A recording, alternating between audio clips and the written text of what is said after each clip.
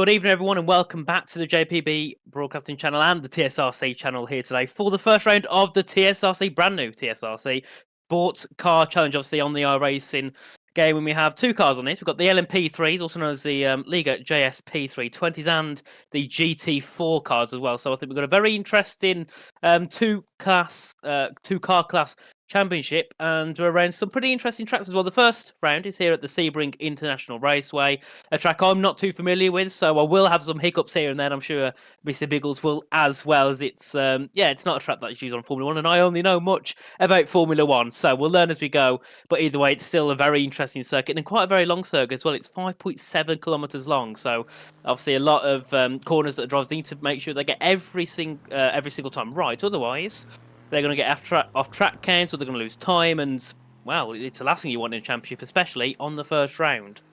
But yeah, I'm joined by Mr. Biggles, who is here with us today. G'day. Hello. Welcome everybody in the chat out there. We see Mr. Dave Unknown as Let's Go. We've got Andrew Pike out there. No chance on P1, P4 at best.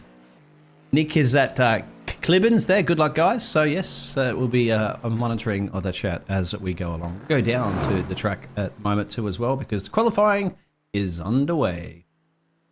Yeah, it's a very nice circuit from what I've seen. I looked at some clips on YouTube of people driving around it, and it looks that it can be at some stages quite difficult if you mess up, because obviously there's quite a lot of runoff, but there's a lot of grass, which in iRacing can be quite a pain, and also the track limits don't always look the most clear, so I'm sure people will be going wide sometimes unnoticeably. If they go a little bit wide, sometimes you can't really see the limits of the track. But we go on board now with Tomas Kano, who's heading down in towards the first one. Obviously he's racing in the Aston Martin GT4 car. Obviously it's the first part of qualifying, 10 minutes to qualify, obviously followed by that 40-minute race. And obviously the MP3s have 49% fuel and the GT4s have 44% fuel, so obviously that means they will need to have at least one pit stop, which I think Biggles can create quite it's going to make it a very interesting, and hopefully all the drivers realise they have to make a pit stop, otherwise we don't want some early retirement due to forgetting to pit. Yeah, and not do a Ferrari pit stop. No, we won't go there. Ferrari's actually improved on those pit stops. But as you can see, the Estonian driver there of Kana is making his way around the track. I'll show the track map real quick there so you get an indication exactly where he currently is on the track. It's not going to be showing his car. There it is, number 7. That's the car number. Look at that, gets on the power there. This is a very, very bumpy and, well, it's kind of not really dusty, but it's bumpy there. And you got to really throw the car in those chicanes and hope it hangs on. Yeah, and he's done a great job so far, coming through in towards turn 10. I believe this is Cunningham Corner. I've just got the track map in front of me on paper, so some of the corners I presume have probably had changes since this track map has been updated. So yeah, again, sorry if there's any mistakes with that, but we'll work our way through, and I'm sure we'll be able to correct ourselves as we go along. But he's coming through in towards turn 13 now. At the tower turn, you know, this little bit of a straight through in towards, I'd say you have a bit of a bend at turn 14, then you have another larger bend at turn 15, then you come down to the heavy braking zone at turn 16 at the Le Mans curve. But a few lap times already been set. That is Clibbins at the top of the time into the 156.951, about 64 tenths back from that is Gergely Kunshabo, who's set a 1 minute 57.016, and third is Bash Shilstra, who's set a 157.337. He's a little bit further back. He's nearly 4 tenths back from the top too, so obviously he's going to have to try and find a little bit of time there. We've got Patrick Den putting himself into 4th. He's nearly 2 seconds off, so obviously he must have made a mistake somewhere on his lap. But then obviously we got back to the GT4s. We got Southfield. He's come through and set a 2 minute 10.426. And then we got Thomas Connor, who's going to be coming through. I think he might be the second driver to finish a time in the GT4 cars. Obviously we've got Andrew Pike as well. He goes second. Then we've got Long third, both in the Mercedes, followed by Connor and Higo as he comes up towards the line. It will be P3 there, 1.1 seconds off Jack Southfield. And Mr. Martin must have either just started an outlap. No, actually, it must have invalidated, because look at that. You can see getting no time on the board there for that LMP3 driver there. Here's Maurice, so the other fellow German on the grid there, number 32 machine. And you can see as he's making his way down the back into the final couple of sectors for the other one. So we've got, what are we saying, a total of give or take about 6 or so of the LMP3s, and then a handful the rest of the GT4s. We have about what are we looking at? 40, 50, 60, 70, 19, about 19 or 20 drivers here this evening turned up for our first race of the season for the TSRC Sports Car Challenge. Yeah. Yeah, we've got 6 cars in the 6 drivers in the LMP3s, and we've got 13 at the moment in the GT4s. As that was Kieran Sharp, obviously the well-known Mr. Kieran Sharp from TSRC. He pops himself into third. He's 3 tenths back from Safefielders still. That's a really competitive time, a tenth and a half ahead of Nils Core, who's in second, and that's Kunshabo there going quickest by 4 tenths of a second in the LMP3 category ahead of Clemens to put himself onto the top spot. And then a little bit further back, we've got Schildr, who's improved, and he's still within about 20 thousandths to the back of Clemens. So hopefully for him, if he can find a little bit more time on his next couple of laps, he can try and get himself onto the front row for the LMP class. Then we have Maurice Pickler in 4th place. He's 1.3 seconds off. That's quite a large gap to the top 3. That's nearly, it's about 9 tenths between him and the top 3. So we need to try and find some pace when he gets himself back out on for an out lap. We got Thomas Martin. He's heading through now down in towards turn 17, the final corner at the Sunset Bend. He'll shortly come through up towards that start-finish rate and then head across the line. So we'll see what time he can set for his first lap, I believe, in the LMP car. Comes up towards the line. What will it be for Thomas Martin? No time. That's an invalidation, perhaps. Yes. And not a lot of time to do that. So he's got one more lap at best. If you keep it on the track there, partner. And yeah, so as a 10-minute qualifying session, so you can see basically 3 laps at best if you came out early. And yeah, it's not ideal, is it, to be got off the track? And what about Clibbins here? He is essentially, as you can see, the closest driver at the moment to our Hungarian. Let's put this LMP3 perhaps on pole, and let's see whether or not Nick can do anything about that. He's approaching into the final sector now, final corner. He's at Sunset Bend. That's where, if you are getting into a twilight race, perhaps it's blinding coming around that corner, literally, because you can see how bumpy it is with the LMP3. Let's see what Mr. Clibbins can do. Will he improve on his time? Doesn't look like... He does, takes it! He takes the pole away. Now, is there enough time for this driver, for the Hungarian driver? I do apologize, I'm the biggest butcher of names.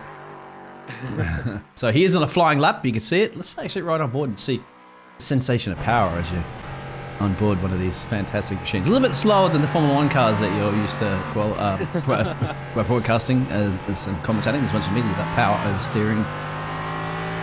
Yeah, indeed, but they are beautiful cars, I think, these LMP3s. Obviously got the LMP2s as well, which I think are a little bit bigger than this, a little bit quicker, but still, these are still really, really nice cars. Actually, Kunshabo improved. He's now only a tenth back from Clibbins, so he gained 2 tenths on his previous lap. Just puts him 1 tenth away on a fix. We want to do when he's a spin down at, I believe, turn 7. That is not an ideal thing to be doing. Obviously, he can get himself back into pits, and hopefully, if he has time, I don't think he will have time to get himself back in, because we've only got 1 minute left to qualify, so that might be it for Gurgly Kunshabo. We're on with Baldwin Nils Core now in the Aston Martin. He's heading down in towards, I believe, turn 17. He's currently in P2. Jack Safefield still the quickest with a 2-minute 10.092. 4 tenths back is Nils Core. So quite a large gap between the top 2, and Andrew Pike there moving himself up into the top 4, just behind Kieran Sharp. He's 7 tenths back from Safefield, and he's the quickest of the Mercedes. We've got 4 Mercedes on the grid today, which is Pike, Long, Vingurden and Smith. Obviously, Vingurden and Smith down at 10th and 11th. Unfortunately, not getting many representable lap times in just yet, as that's Hamlin there, and the second Porsche popping himself up just behind the first Porsche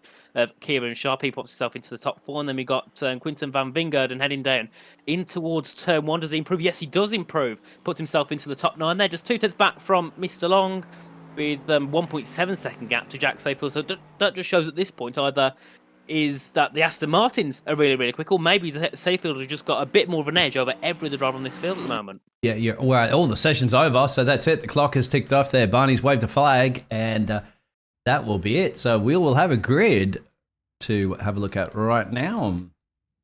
1 second while I pull that up there, of course, so that way it's hiding the car there. Here's our grid here this evening. I'd like to go through that for us, please. So for the MP3s, it's Nick Clibbins on pole ahead of Gurgly Kunshabo in second. And we got Bash Schildr in third, Maurice Pickler in fourth, Patrick Dunn in fifth, and then Thomas Martin rounding out that category in sixth. Didn't get a lap time, unfortunately for him. Then in the GT4 category, it's Jack Safefield on pole ahead of Nils Core, both of those in the Aston Martins, ahead of the 2 Porsches of Kieran Sharp and Guillaume Hamling. Then in P5, we have Andrew Pike and Ryan Walkup on the third row. Then fourth row, we've got Thomas Carner and David Long. The fifth row, we've got Quinten Vingurden and Bobby Moss. And then the final 3 drivers, we have Matt Smith, Liam Giles and Pavel Bogdan. I believe the bottom 3 there didn't actually get any times in.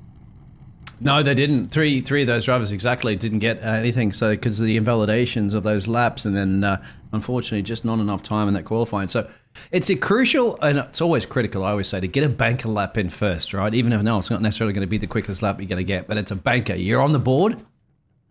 Better than not being on the board. Unless, of course, one of those drivers is thinking, I'm quick enough to do a last to first challenge. We'll just see. You've seen that before in the past with some leagues that some drivers are just so comfortable in the race that they feel that they'd rather just do all the overtaking on the track. As they're all lining up, a couple more drivers to load in, and first race of the season is going to be exciting. What to expect, we just don't know. Yeah, it's obviously it's quite hard when you're on a completely new championship. A lot of new drivers, obviously, for me, different cars. You go in with it with a bit of an unknown, and you don't really know what to expect.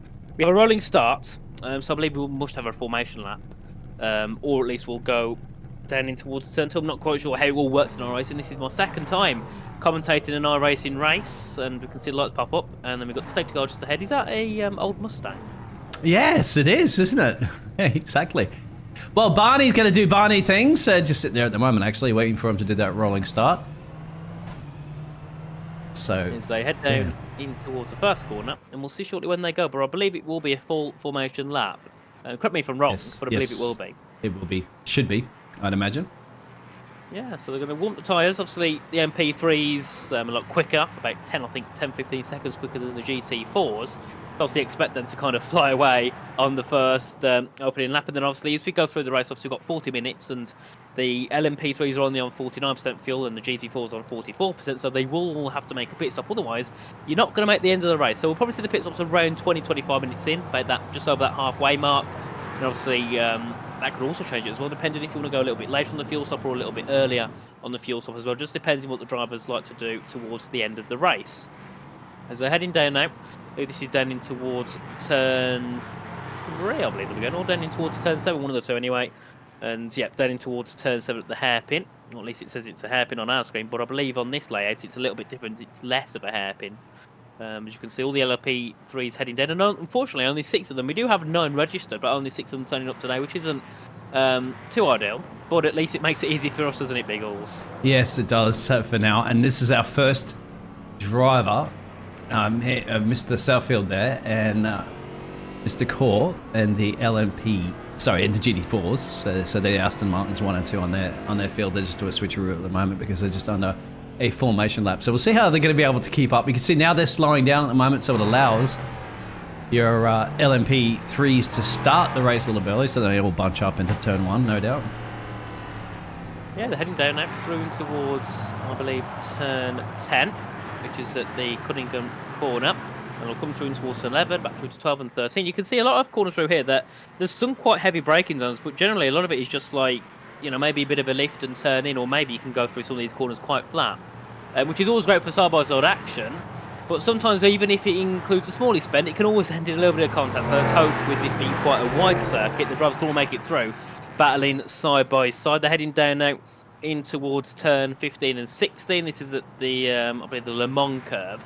Then obviously they'll have another little straight before they get to turn 17, I believe, where the entrance to the pit now is at turn 50. As they come through down towards turn 17 on the final straight, and it's pretty much the only straight. Apart from that, there's every other straight's got a little bit of a corner in it. So this is the only realistic straight down towards turn 17 at the Sunset Bend. We can see them all heading down there shortly. Surprised that Mustang could keep up. Look at it, it's leading the pack there. But they are, what are they travelling at the moment? Look at that, at about 90 kilometres. Yeah, that can do 90 kilometres now. Yeah, so they're heading down now. You can see them in our screens, all lining up, ready to go. The Mustang will peel its way off shortly. Well, let's hope it peels its way off shortly anyway. Yeah, if it doesn't, it's about to be overtaken. Into the final corner. And obviously, the MP3s will be heading off ahead of the GT4s. And after that first lap, it'll be a little bit of carnage, but after that, it'll calm down. Obviously, we've got 40 minutes, so hopefully the drivers don't go too ambitious in towards that first corner on the first lap. You can see them coming through the Sunset Bend now. That Mustang will peel itself off in towards the pits, and shortly we'll see the 5 red lights pop up on our screens once they get ready to begin the race. Obviously, warming up all their tyres of GT4 sitting a little bit further back in this field, and you can see now we've got the 5 red lights, and it is, when it goes, go, yep, green for the first round here of the TSRC Sports Car Championship in towards turn one. We'll see who can take the lead through here, and it will be Clibbers who keeps it ahead, but Gunn Shabo is going to try and go around the outside in towards the second corner, but I think Clibbers has just about kept it in towards turn three as they go, so he has kept it there, but you can see Kunshab went for a bit of an outside move, but I think he was a little bit late there, and it's obviously sent him a little bit wide as we have Pitchler and Schilstra going side by side through and towards turn three. I believe it will be Pitchler coming out ahead, it will be, and unfortunately not the best start for Schilstra, who's moved down to P4 after starting in third. Yeah, I think we might have had a little bit of a moment or an accident back in the actual, we're going to have a look at it in a minute.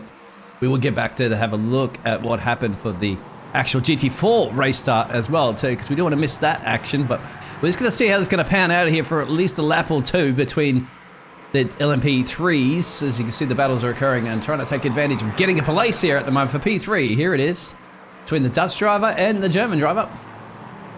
They're heading down in towards turn 11 they go, and it is still Pitchler ahead of Schilter. Still trying to fight back quite well. Obviously, the Dutchman currently P3, now in P4, only lost one place. And then if you look on the GT4, you can see that Pike lost 4 positions on that opening lap. So he must have got into a bit of contact with that's a spin from Pitchler, who's round.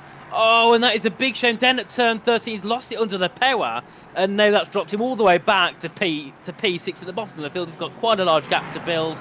That is a big shame. He's doing such a good job on that start, and it seems, issues like that on that first lap you don't want to be making, because then that can ruin your whole race. And now the chance of him catching up to these guys in the next 39 minutes is going to be quite limited. So big shame for him, but hopefully he can try and bring it back as the race falls through. We can see this is replay in towards turn 1. This, I believe, might be what happened to Pike. There's a big pile up there. It was, yeah. That was where I think Pike went round, and even more, 4 of them all going round down in that first corner, and that's the type of issue you get when you go into a first lap of a first round of a championship. That is all definitely possible, and this is another replay as well. I think it might be a repeat of it. This is what's up the road. That's what's caused it, that little bump, and then it's a concertina effect after that. And look at that livery, actually, it's quite fantastic. But I'm sure he would have preferred to have his livery not on display like that with the car facing the wrong direction. We'll go back to the live pictures. You do hear a bit of thunderstorms, and there's no weather, of course, in iRacing. Unfortunately, that's just the weather in the background that's happening where I am in my neck of the woods at the moment. Otherwise, people are going, really? Rain in iRacing? We've been asking for it for a while, but not yet. No, not quite yet. They'll keep us waiting for a long, long time, I presume. But you can see in the LMP3 category, Clibben still leads by 7/10 to Kunshab, and then Schilstra's 3 seconds back. So obviously after having that quite hard-fought battle with Pitchler, he's dropped himself 3 seconds back, which is not really an ideal scenario. He's got Den as well right behind him. That's moving to turn 1 from, that's Vingurden to put himself into P11 ahead of Hamling there. Very nice move indeed, and it was been Hamling who was the one that got spun round down in that first corner. He must have a bit of damage because he's also let there Kana through as well to put himself into P12. So now Hamling at the bottom of the GT4 category, in the bottom of the whole race. Unless Hamlin can try and fight back through towards turn 3. Kana's a little bit too far back at the moment to get himself back through on Kana, who's had a bit of a slide coming into there. We know that sometimes these GT4s, they're quite a tank to drive, but they can also be quite snappy on the throttle. Yeah, they can be. And I'm sure it's fun. Everybody would like to have one of them in your garage. For sure. Just different types. And here's a battle for the lead currently at the moment. So Southfield's there, and look at that. The Thunder's definitely building up here for our first race of the season. 40 minutes that we have, and we're 3 minutes and change down, so 36.22 on the dial. And this is where it's definitely heating up for the GT4s. As you can see, there's a little bit of a gap between P1 and P2 for the LMP3s. But we're giving a bit of spotlight here for Mr. Niels. Yeah, the G-Sport, you can see that Kevin Sharp's also closing on this battle as well. He's currently in P3, so it's about a second, 8/10 actually between the top 3. Obviously, Southfield leading them away, and obviously went pole by about 3/10 of a second, has kept it. But actually, that was Nils going a little bit wide, heading out of turn 60. So that's now put him right on the back of Kieran Sharp. Kieran Sharp comes through up to the inside. Will he take P2? Is also that's Kunshab, who's had a spin, I think, as well. He's lost a lot of time in the LMP3 category. He's dropped into P4 again. And we still see Nils Core, he's down to P3 now. So unfortunately, after that bit of a slide coming out to turn 15, and this is a replay race what happened. Yeah, sorry, P2. Look at that. He must have snapped it coming in. The rear's going to go there. He's tried to overcorrect it. Almost a good save. Bang. These cars, unfortunately, are not that durable. Now you've just exposed your engine to all the other engineers to study. But yeah, do that. So definitely repairs. That's going to be a box for sure. Very unfortunate. Big shame. It is, and that is pretty much his. I think also pretty much his race pretty much finished. Obviously, he will continue, but it's not a position that you want to put yourself in. He's currently in P4, 2 seconds back from Den, who's right on the back of Clibbens. But then obviously we've got the GT4 category. We can see now Nils Cole looking for him on Kieran Sharp through in towards turn 7. He's got to go around the outside. Can he try and get it done as they come through in towards the braking zone? It'll be later braking for Nils Cole. He's going to try and get around the outside. I don't think he can. A little bit too far back now. Good defending there from Sharp in second, who's also trying to gain back onto the back of Jack Safe for that gap now over 9/10 of a second. So surely Kieran would like to get a little bit closer to the back of the leader. And obviously we can see now Walker's getting involved in this battle. Ryan Walker, he's currently in P4, sitting about 7/10 back from Nils Court. A teammate five there as well too. All at of least them the same being Aston numbers. Martins. Yeah. Here it is, a battle for... Oh, somebody's in the gone off. background. So that might have been Shadow again. Yes, sure. it has to be, hasn't it? Because it's got no... There is... no, it's Pitchler. Yeah. Big shame there for Pitchler. He's now Still staying 12 out. seconds back from P5, and obviously we got Shadow as well. He's going to head into the pits, obviously to get his repair done on his car, so he's going to pretty much drop down to P6, unfortunately. And then obviously we got Clibbens, who's in second. Obviously Bell Shilstra got the lead. I didn't see that one, but he's now leading ahead of Nick Clibbens in the top. And then we've got Liam Giles, who's down in P10 in the GT4 category. He's actually, no, that's Smith under a bit of pressure from Pike. Obviously, he's turned the Mercedes in a little bit wide there from Smith, puts Pike straight through. Into the top 8 he goes as they head down in towards turn 70 at the Sunset Bend. And then that gap at the front, you can see, he's now just hovering around that 9/10 gap. So normally in Formula 1, you'd be saying, oh, he's got DRS, but obviously no DRS here at all. It's all down to that natural slipstream of the cars. And the Porsche generally has better top speed, but it depends what they've done. Obviously, these drivers with their setups, and the Aston Martin, like I said before, is looking very strong. For the top 5 drivers are an Aston Martin, which is Southfield, Court, Walker, and Moss. Obviously, Kieran Sharp there, he's in second, but he's in the Porsche, and the other Porsche is Pavel Bogdan, who's down in P7. He's 2.5 seconds back from Long in P6, who's in the Mercedes. So it's a shame we've only got 3 types of GT4s. It would have been a bit more nicer to see possibly a BMW make an appearance or something here. But still, either way, it seems the Mercedes so far isn't the quickest of these. It's not, as you can clearly see, at least on this track. Remember, you're going to be choosing a car that's going to have to be durable for many, many tracks. And get very, very spicy and dicey at the business end of the LMP3s. Now that we have the obviously one of the drivers that are in the pit road getting that damage fixed, as you said, not out of it yet because it's still a long race. 32 minutes, anything can happen, especially considering you've seen a couple of the drivers go around. Yeah, and you can still see Clibbens is keen to get himself back into the lead ahead of Shilstra as they come out to the final corner, back down towards that first corner.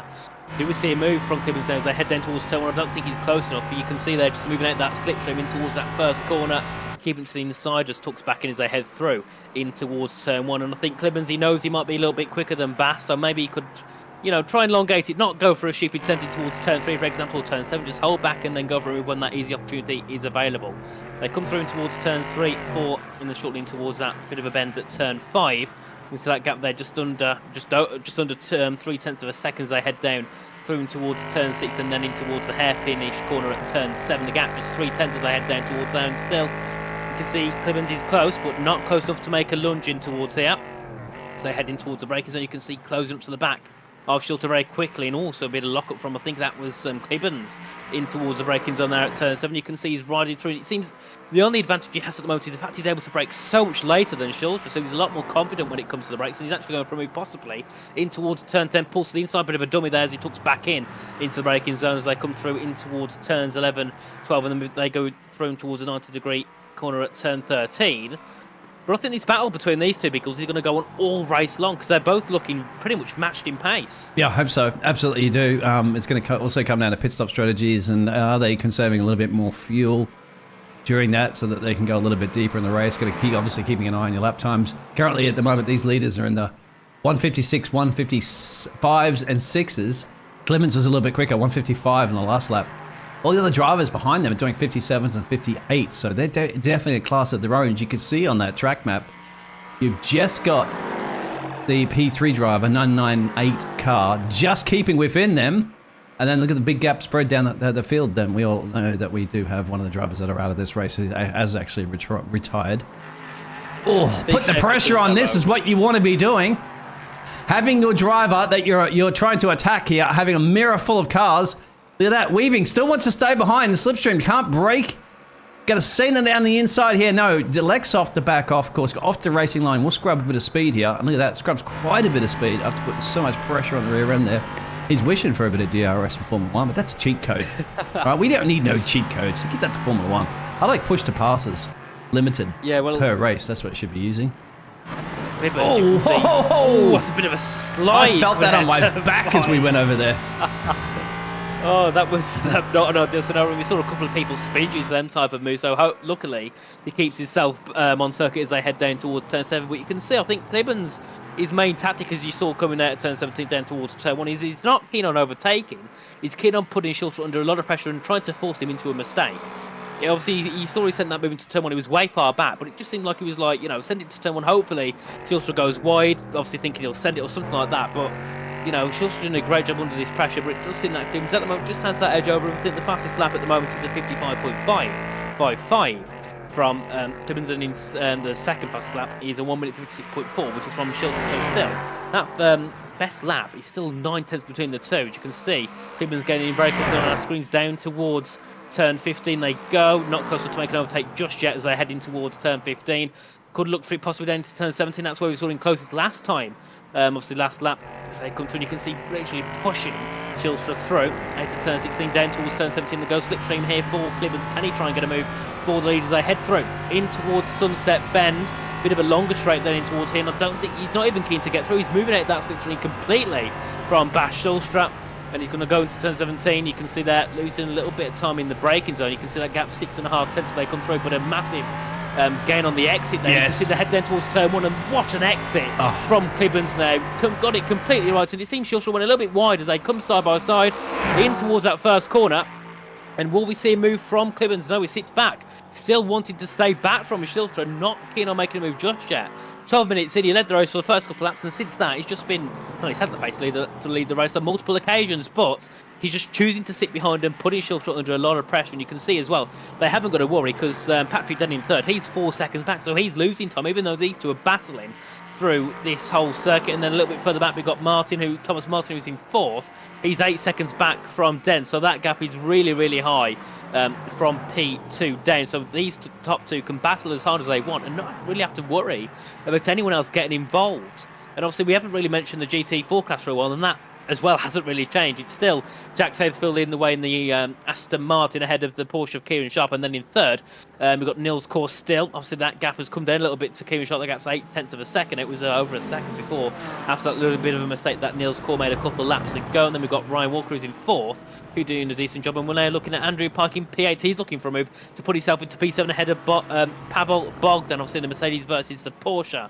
So they head through, and then another little battle further behind us. This is Clibbens now looking for the lead in towards turn 15. They go, and still you can see literally now it's at the point where it's getting close to hitting the back of Schulter. Well, of course, look at this. You've got traffic up the road now, so they're catching one of the slower GT4s, and that GT4 is going to have to get out of the way, but it depends if they approach it. There it is. It'll get on the straightaway, so they're actually a bit of benefit there to our race leader. Luckily, because sometimes you're approaching a very, very drastic, the car pace that you're seeing there into a corner can be very, very dangerous.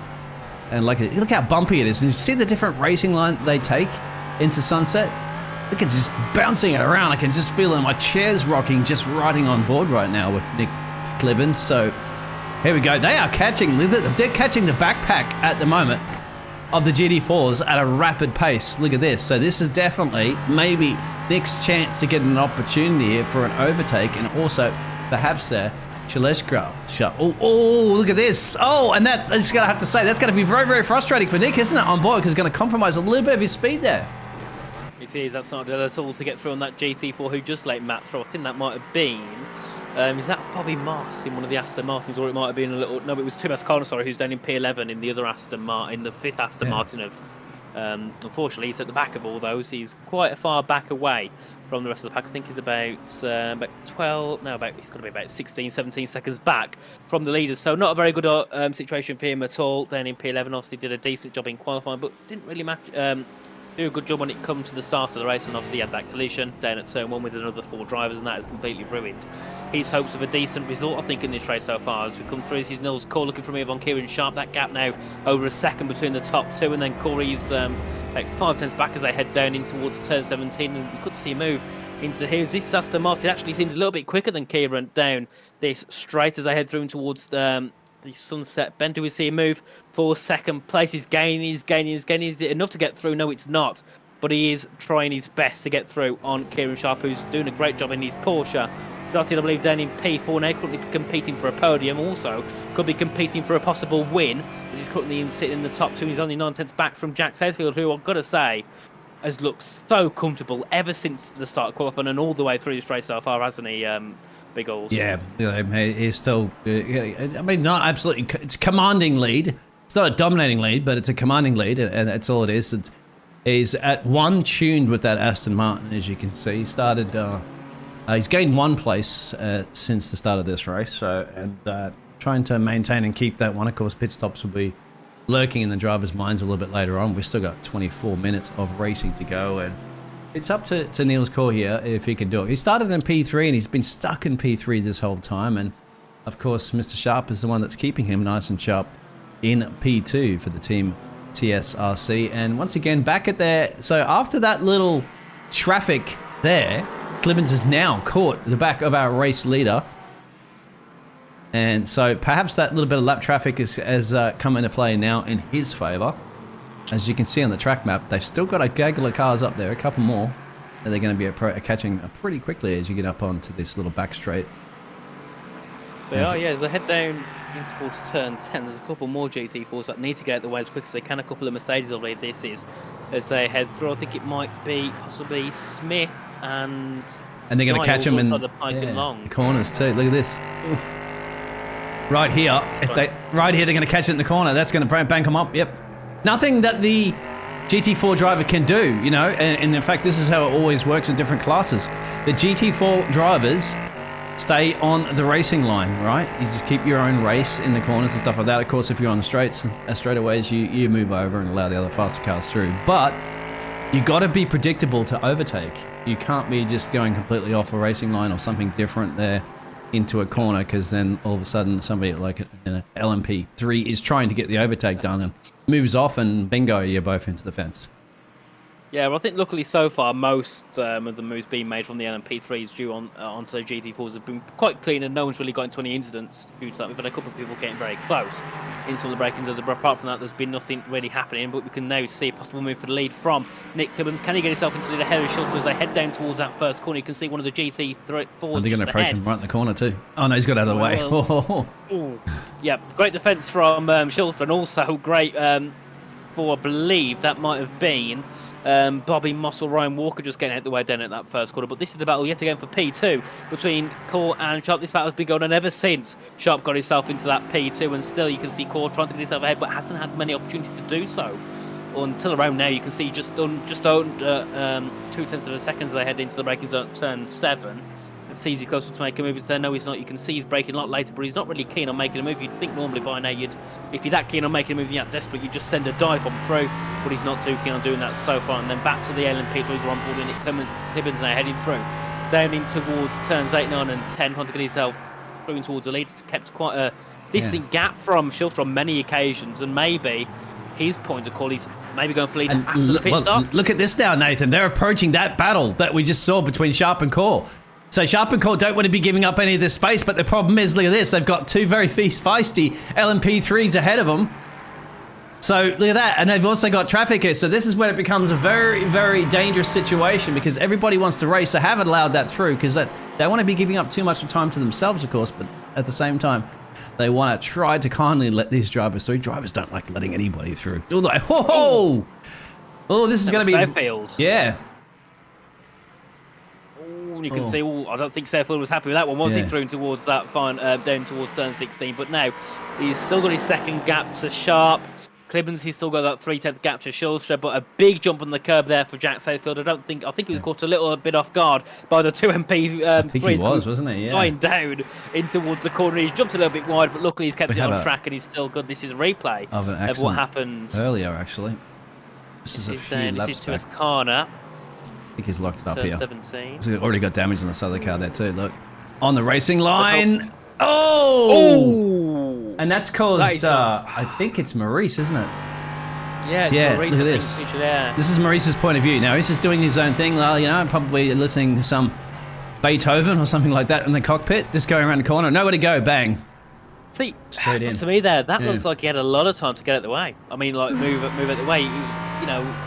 I think it was, who was it who was there? It was Tumas. He was there for quite a while, so maybe he was just in his own world and wasn't really focusing what was going on, and he's like, oh no, there's a car, well, where do I go? And he just went straight into him.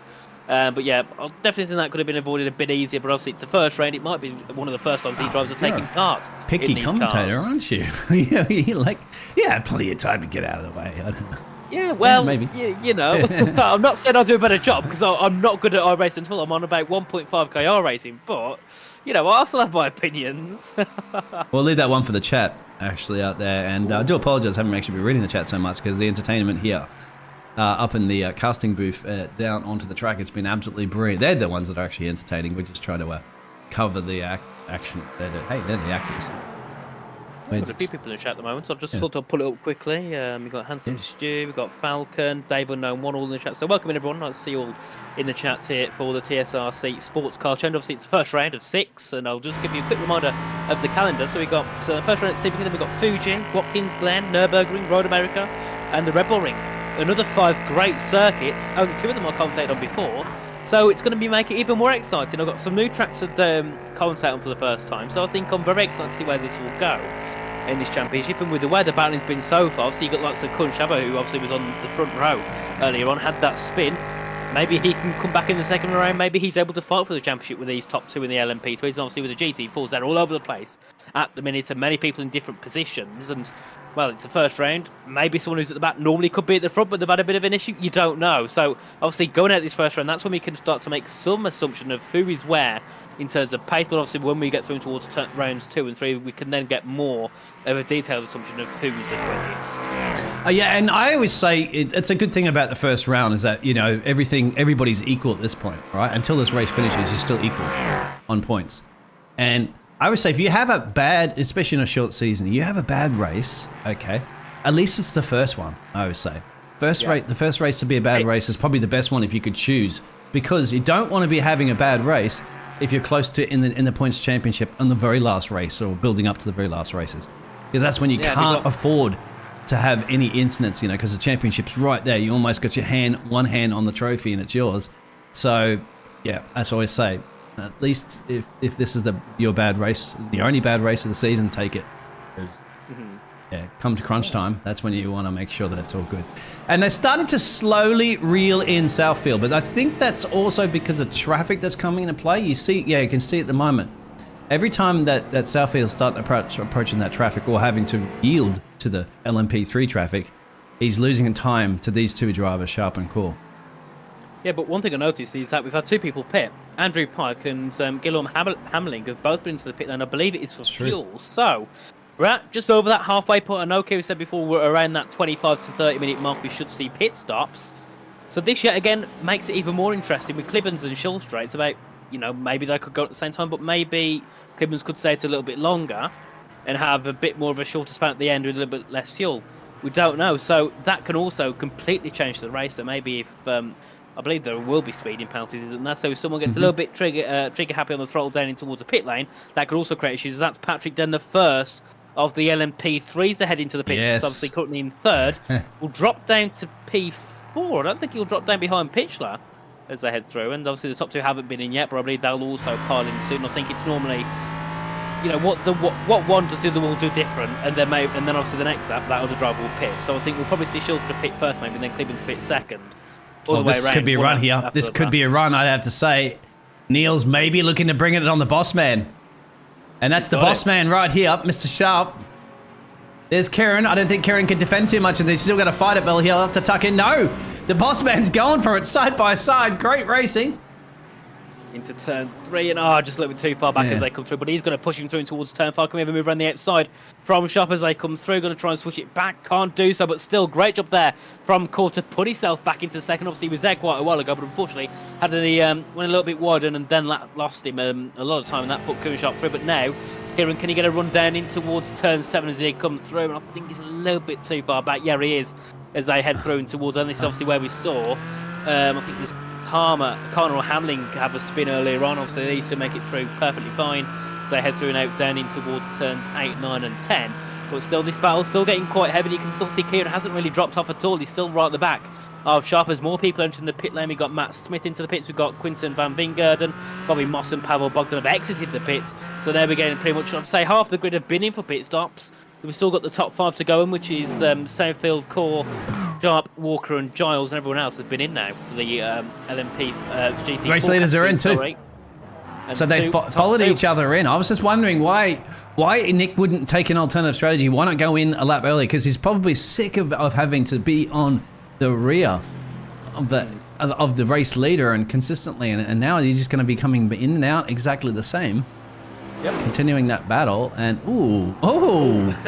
thankfully, of course, there is no pit lane collisions on. Oh, he's missed his pit stop as well too. That's going to compromise a lot of time. Because here comes Bass. Bass should be ready to get on the gap there, and you see our cameramans have to stay out behind the fence so he doesn't get hit. Look at that. Bass should be able to come up with quite a bit of a gap here now. Oh, yeah, a few. That's at least, you're talking about a lot of time considering about half a second apart. And then it's now about 2.5 second gap, isn't it? Yeah, 2.7 seconds. That gap has flew up. Since that's almost like, that's what we said about earlier. One mistake from Clibbons is that, that could be it now. If he can't catch and he's actually up, look at all these, 3 of them all flying into the pit. That's the same again too. Yeah. The lead up. It's the top 4. Southfield, Core, Sharp and Walker all heading in towards the pits. They're all driving down in towards their pit boxes. You got to hit Let's it. Let's hope no one overdoes them as they come through. And I think. He's missed it completely. Who was that? Is that Sharp? I think it was Sharp, yeah. Oh, Kieran. He's lost 3 or 4 seconds there. Big shame for Kieran Sharp.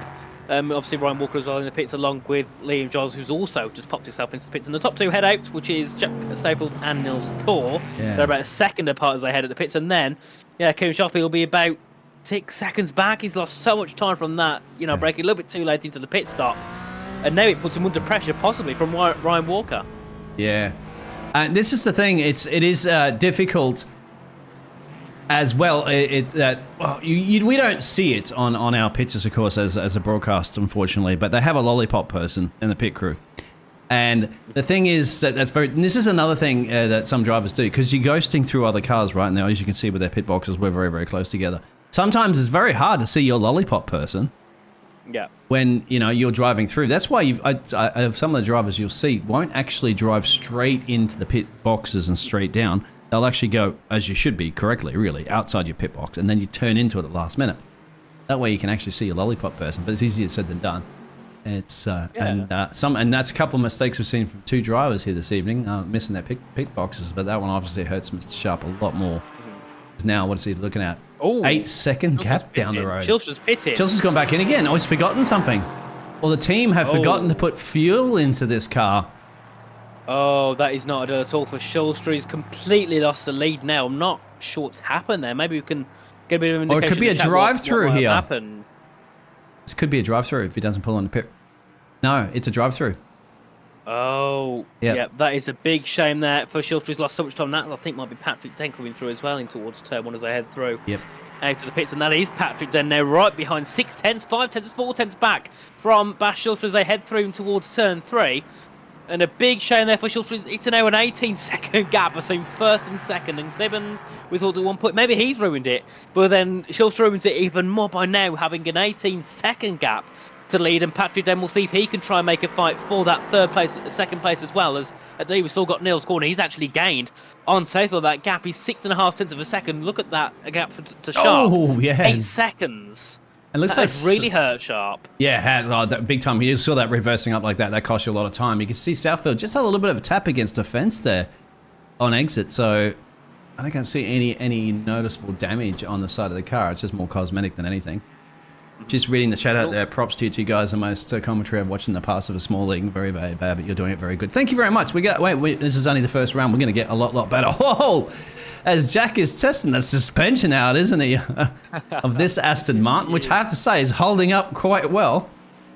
Yeah, well, he did it earlier on, didn't he? Down at turn 16. That's also Pike getting himself ahead of Moss, who's still fighting side by side through. This is down in towards turn 3. They still go side by side. Who will get it in towards this corner? Inside line there for the Mercedes of Andrew Pike. Can he get himself through to P5? Yes, he can. To split in between now two of the Aston Martins. We've got Ryan Walker in 4th. And there we've got Bobby Moss down in P6. And we've got Niels Kors still looking for the lead down in towards turn 10. They go. Do we see a move for the lead as they head through? Sailfield now under a lot of pressure. Having to defend the inside as they head through. And still, Kors sitting behind, but Kors got a good exit as they come through. Out now in towards, it'll be turn 13. Do we see another move for the lead? Then I think the next opportunity is probably down in towards turn 17. As we say on board now with Niels Kors, they come through. Out of turn 13, down towards Bishop End at turn 14. Bit of a slow, bit wide there from Safer. That's putting him under a lot of pressure. Kors still using him with that slipstream as they head down in towards turn 14. A bit of a left-hand bend. Then we have turn 15, bit of a slower bend. For these two as they go down, you can see legs on the brakes as they go.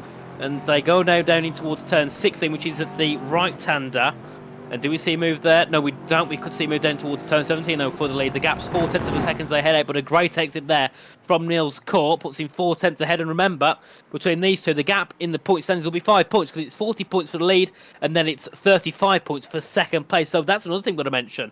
The point gap on the point system, we'll talk about it when we have a bit of a more calmer point of the race, but it is very, very close, isn't it? And that means that one race could completely ruin it. But if you're constantly in the midfield, your point tally is going to be 1 point ahead, 1 point behind every single race, because that's how close the point gaps are.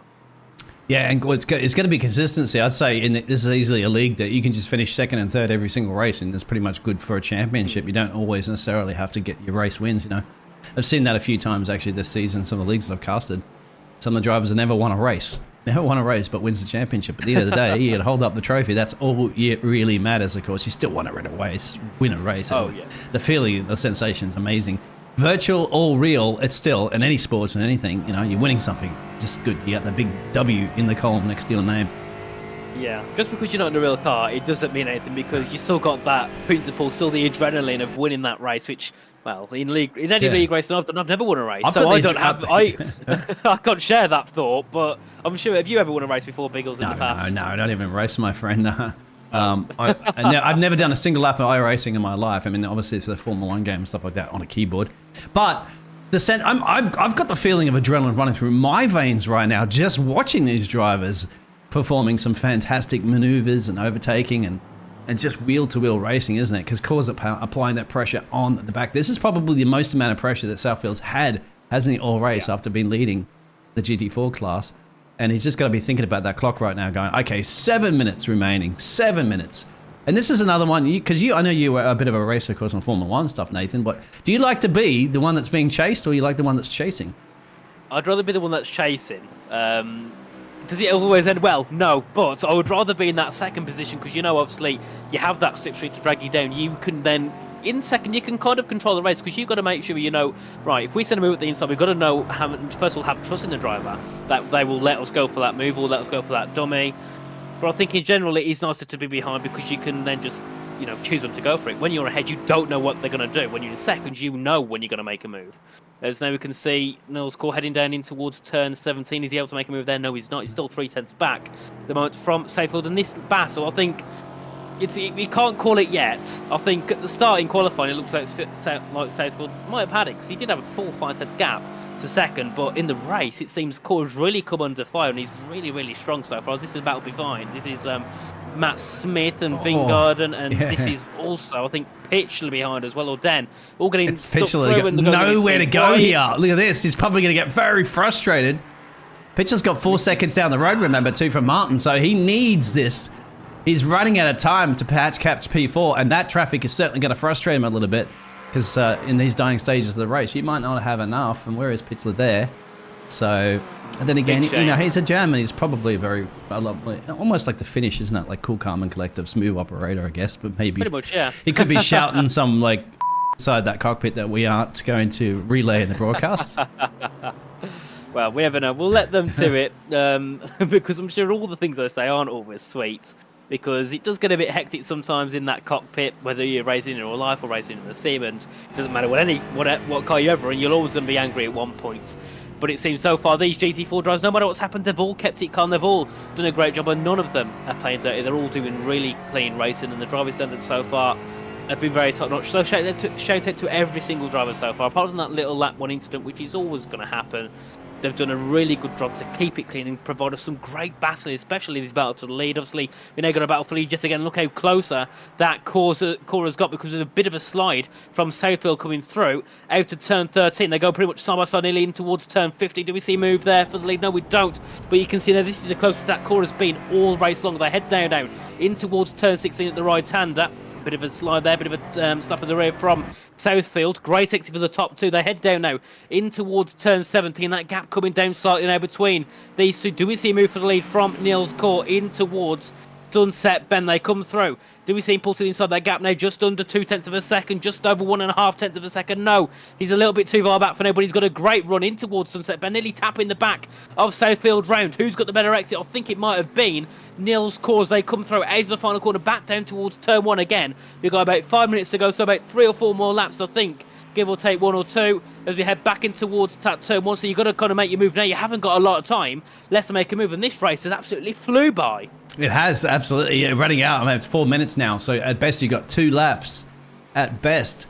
And Niels knows it. Southfield also knows it as well, too, because once again, he's just hoping for that clock to tick down. He wants to see Barney before Niels Core does.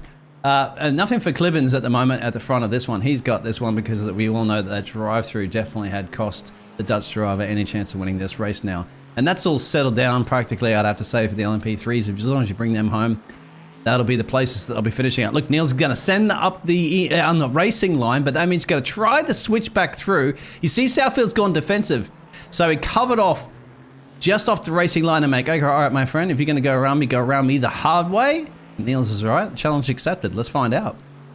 Yeah, and the defending here from Safehold has been absolutely top-notch, because there's been a couple of times where Core has had a chance to send up these sort of send around the outside, but the defence from the Aston Martin in the lead has been absolutely so a great job. And this is a replay. This is Vingegaard down in towards, I believe, I think down towards turn 16 or something. They go in a little bit of a spin, catching it on that blue and white curb.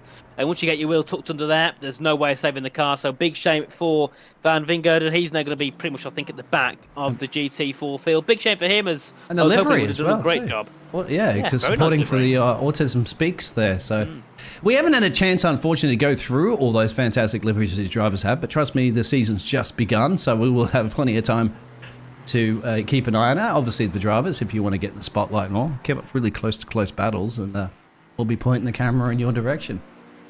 Indeed, and then we head down towards turn 17 again, and this is a battle evolving between the top two. Do we see a lunge this time from Core, because he's very close? The gap just over 1.3 of a second into the braking zone for Sunset Bend. Is he close enough? No, he's not. He's still going to have to try and get it down towards turn 1. 37 minutes out of 40 minutes left. So we got, 3 minutes left of this race, and, well, it seems at the moment Nils can't find a way through. Southfield is defending really, really well.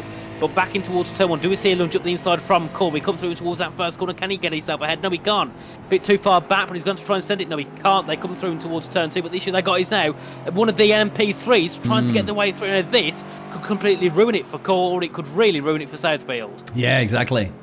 Now, once again, they've got, to me, you've got to stay racing, you guys. You have to stay racing. Until you get on the straight, you can move across to the side. But your race is more important, than the LMP3. There it is. The LMP3 is going to go around the outside, so that's a perfect way just to allow the car through there.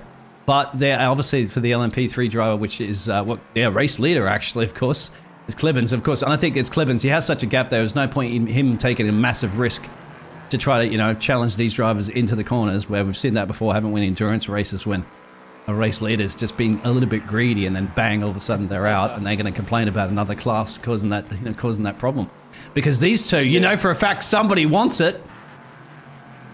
And this is oh, that's going to cost Core a little bit of exit speed here, and would you need everything you can with a minute to go? Maybe we're going to have one more lap. Where are they? Don't think they're going to get enough time for this. Will definitely be the penultimate lap then between these two drivers. Yeah, so after this one, we got one lap to go, and you could see a send from the outside from Core, and Southfield yet again defended it perfectly and lost Core about 0.3 of a second through that section. So Corey can see now he's going to be even more greedy to get that lead. He wants to put himself ahead. He wants to take victory in the first round here of the TSC Sports Car Challenge. Massive jump on the curve from both of those two as they head out to turn 16. They head down towards turn 17, the Sunset Bend. I believe this will be for the penultimate time in this 40-minute race. Here is our race leader at the moment. This is Clibbins. He's crossed the line, and he should get the line crossed in time to start the last lap. Where's Barney? Barney's waving? White flag. The white flag, yeah, there it is. So that's confirmed. He just got it in time, actually. It's 14 seconds or so to go. So this is the last lap, and, well, Nick Clibbins has done an absolutely great job so far. 17 seconds is leading. So there's no battle for the lead in the LMP3s, but there is a battle for the lead in the GT4s, which is between Jack Satterfield and Niels Gore, who have been going at it pretty much since the pit stops. And now we can see possibly a lunge as that's Clibbins into the pits. Oh! Our race leader's crashed. Has he? He's crashed. Into turn 1 he goes. What? Very nice so far. Oh no! Look at this! And he's binned it He's on binned the it last on lap the of the last race. Oh! Can you believe it? And that now is puts, all over. Yeah. And now puts our back into the Dutch driver there. Look at that. And the Dutch driver's catching this battle once again too. So the dying stages of this race, he's got to be wise. He's got to stay out of this. Completely stay out of it. Let Mr. Core and Southfield go for it too for now. If he's anything on the team radio, your engineer's saying, just leave it, just leave it, just leave it. You've got the race when you're 5 seconds up the road there, okay? But watch these two go for it because, once again, you don't want to be involved in this because anything goes pole-shaped and it's all over. And he is actually just lurking in the background. He doesn't need to get past.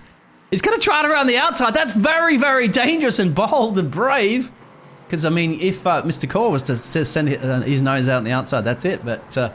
wow, this is it. Now we're approaching into the final couple of sectors of this first race of the season, and it's going to be a nail-biter right to the very, very end. It is as I head through in towards turn 15. This is the main battle for the lead. The battle for the lead in the LMP3s is 4 seconds. It was originally 20 seconds, but Clibbins had a crash on the final lap of the race. But we come through with these two now, Selfield and Core, and also we got Bashel, who's a little bit further up the road, and we could see also another LMP3 trying to make their way through, as that was also pitched to get himself ahead of Martin to put himself into P3 as we head down in towards turn 17. I don't think there's a move at all on for Niels Core at all, but on board Bashel strap.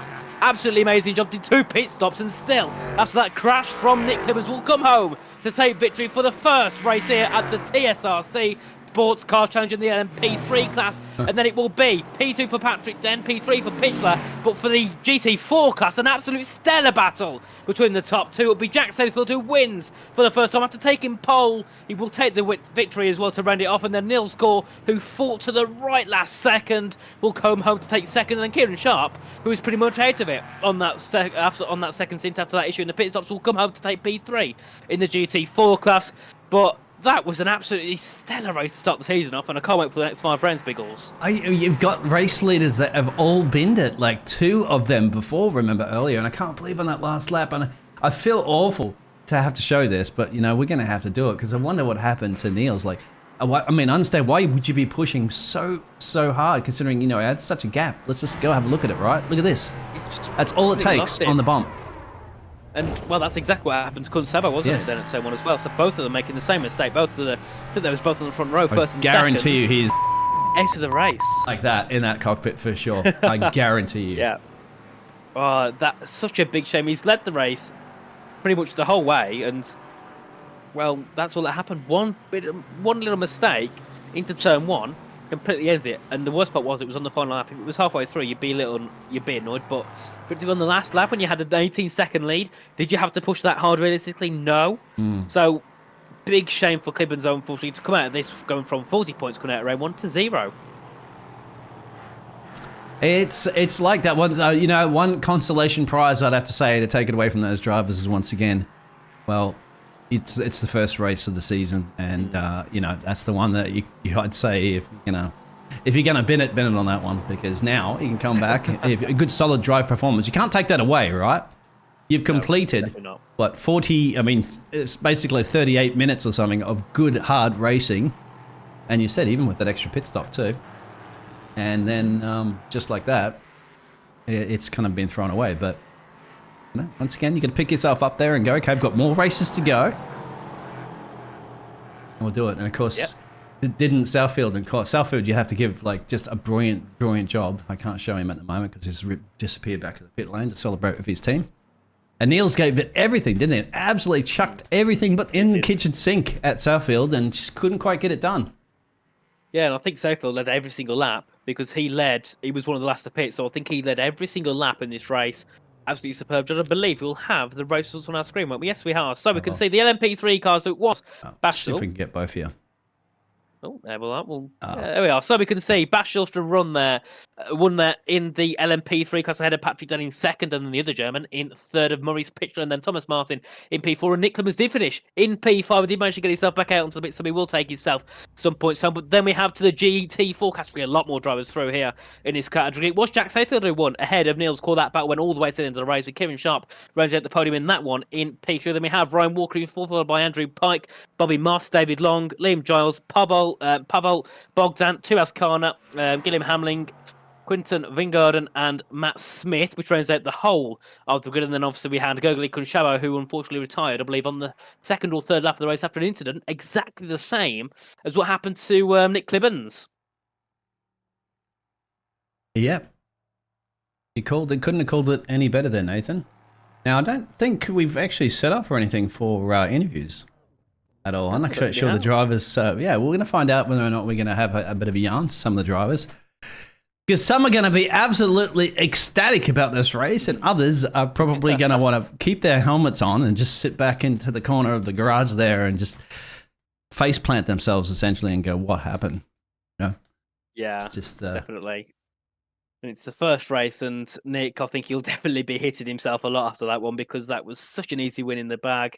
But he... Obviously, I don't know if he was even pushing that point, but he lost the rear completely into that first corner, and that was it all over for him, which is a big shame, but he did a great job. His pace was static the whole race. So when we got to round 2 in Fuji, another track which I don't really know much about, as obviously I've never been exploring onto that side, I think it's going to be quite interesting because I've seen a few clips of it online. It's a beautiful track, and obviously we're at Watkins Glen in round 3, another very well-known track that every racer seems to know. And obviously we've got to Nürburgring in round 4, which is another really iconic one of, I would say, the iconic track have a look of Europe. At this. This is where... And this is the clip of... Is this Clibbons? No, sorry. This is the... I'm just trying to see, obviously, this is where it all went pole-shaped, obviously, for Gunzabo, I think it is, right? This is it. This is the same thing, wasn't it? Almost a carbon copy of exactly what happened to Clibbons. Yeah, that's M1. Pretty much the exact same from both of them, which is a big shame considering they lined up first and second on the grid.